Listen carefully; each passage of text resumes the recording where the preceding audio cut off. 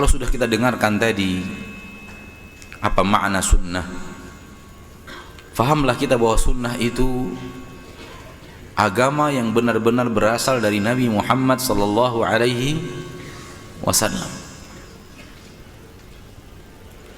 Dan fahamlah kita lawan daripada sunnah itu adalah sesuatu yang dinyatakan agama tapi tidak berasal dari Nabi Muhammad sallallahu alaihi wasallam. Yang berasal dari Nabi Muhammad jelas argumentasinya ini dari Nabi Muhammad sallallahu alaihi wasallam, baik perkataan atau amalan atau persetujuan atau keinginan, berarti ini sunnah. Namun yang tidak ada keterangannya bahwa Nabi Muhammad SAW melakukannya, juga memerintahkannya, juga tidak pernah menyetujui adanya yang seperti itu, berarti bukan sunnah. Dan hadis perpecahan itu tadi, hadisul iftiraq, dikarenakan manusia sudah hanyut di dalam hal-hal yang tidak sunnah, sudah hanyut di atas hal-hal yang tidak sunnah, maka perintah Nabi berpegang teguhlah di atas sunnah. Ikhwani wa akhwati fid din, rahimani wa rahimakumullah. Berpegang teguh di atas sunnah ini dialah hidayah di dalam agama Islam. Hidayah terbagi dua. Hidayah masuk ke dalam agama Islam dan hidayah di dalam Islam itu sendiri. Agama banyak dan masing-masing pemeluk agama merasa menyatakan merekalah agamanya yang benar. Apatah lagi dai-dainya, pendakwah-pendakwahnya pasti mengatakan agama mereka yang benar. Namun di antara sekian banyak agama, hanya satu agama yang benar, yaitu agama Islam. Ketika seseorang meninggalkan agamanya yang salah, agamanya yang batil, masuk ke dalam agama Islam, dia telah mendapatkan hidayah masuk ke dalam agama Islam. Namun dia butuh hidayah berikutnya, karena ternyata di dalam agama Islam pun beraneka ragam. Dia butuh hidayah berikutnya, yang mana Islam yang benar. Dan sudah kita katakan tadi, sunnah adalah yang berasal dari Nabi Muhammad SAW, berarti Islam yang benar, Islam yang sesuai dengan sunnah Nabi Muhammad SAW. Itu dia Islam yang hak, itu dia Islam yang benar.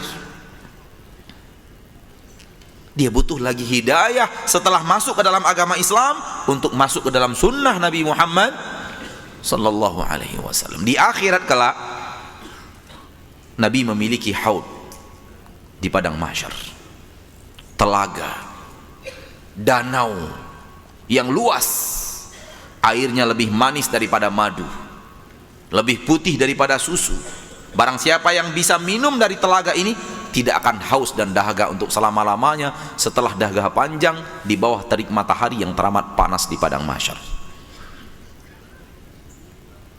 Dan akan datang umat Nabi Muhammad SAW dan dipersilahkan oleh Nabi masuk. Nabi datang di haud itu pertama, yang perdana sampai ke haud itu, ke danau itu Nabi Muhammad SAW mempersilahkan umatnya untuk minum dan minum daripada telaga Nabi itu.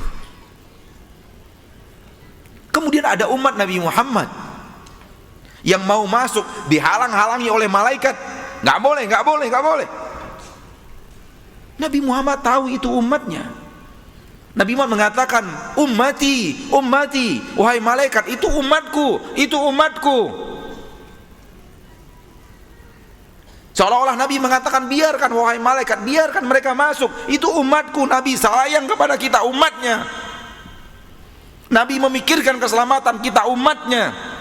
Hanya kita yang kurang memikirkan keselamatan untuk diri kita sendiri.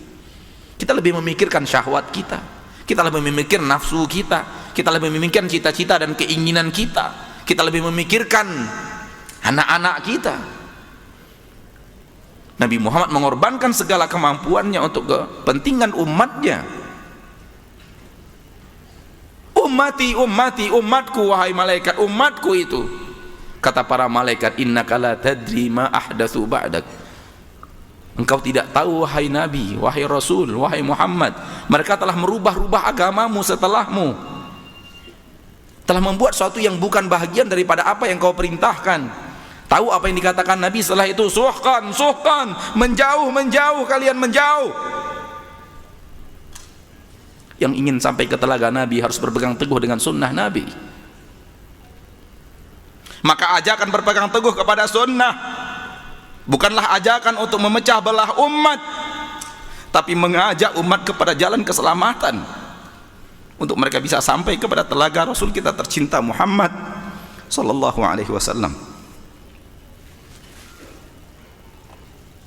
Sungguh buruk apa yang Anda tudingkan kepada para pendakwah sunnah, bahwa mereka ingin memecah belah barisan umat Islam dengan menerangkan apa adanya yang mereka ketahui dari sunnah Nabi. Ini yang sunnah Nabi, ini yang dikerjakan Nabi, jangan melakukan hal yang lain selain itu. Hanya karena ada yang tidak setuju, lalu Anda katakan Anda memecah belah umat. Kita ingin yang tidak sesuai dengan Nabi, sunnah Nabi itu kembali kepada sunnah Nabi, agar mereka bisa mengambil air dari telaga Nabi Muhammad sallallahu alaihi wasallam.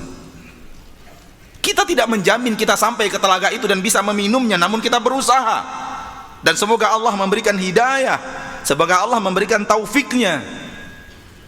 Dan setelah kita berusaha untuk diri kita, ingin mengajak saudara kita, saudari kita sebanyak-banyaknya untuk bisa kembali kepada sunnah itu, karena ini perintah Nabi dalam hadis yang telah dibacakan oleh Ustadz kita tadi. Fa'alaikum bisunnati, pegang teguh sunnahku. Ketika kalian berpecah belah, ketika banyak pendapat, ketika banyak pandangan, sudut pandang, cari yang mana yang sunnah, pegang teguh dengan sunnah itu.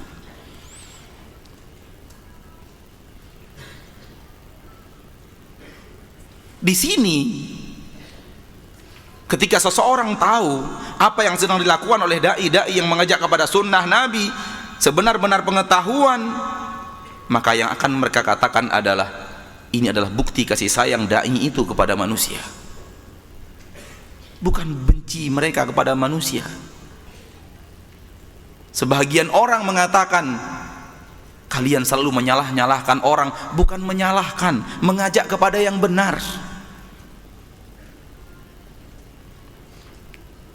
Tudingan akan selalu datang berbeda dengan kenyataan, namanya juga tudingan. Kita tidak ingin menyalah-nyalahkan orang, tapi yang salah dikatakan benar itu salah.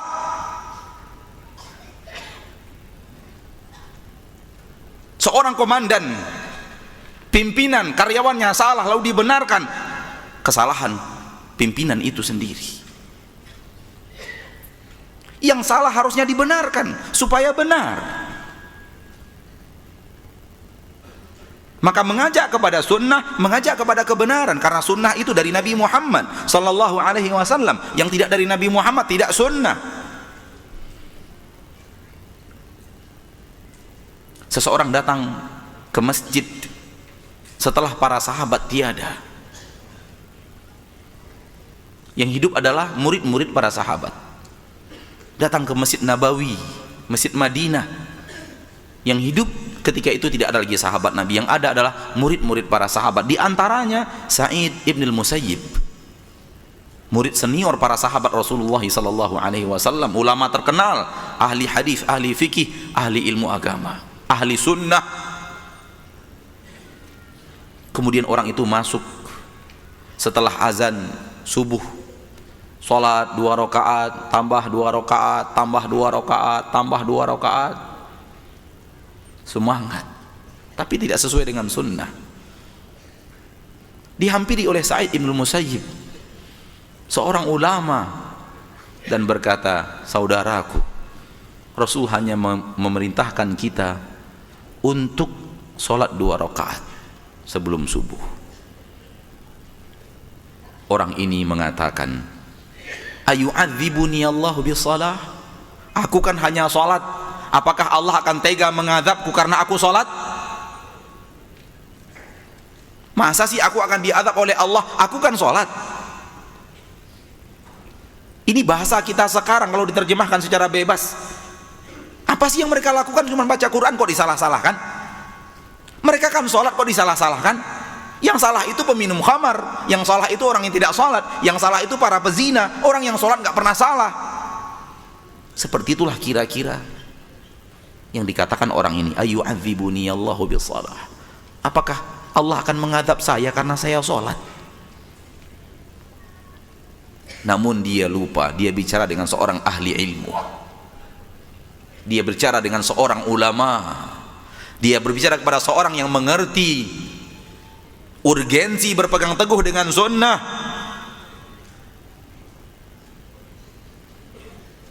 Kata Imam Sa'id bin Musayyib menjawab, innallaha la yu'adzibuka bisalah.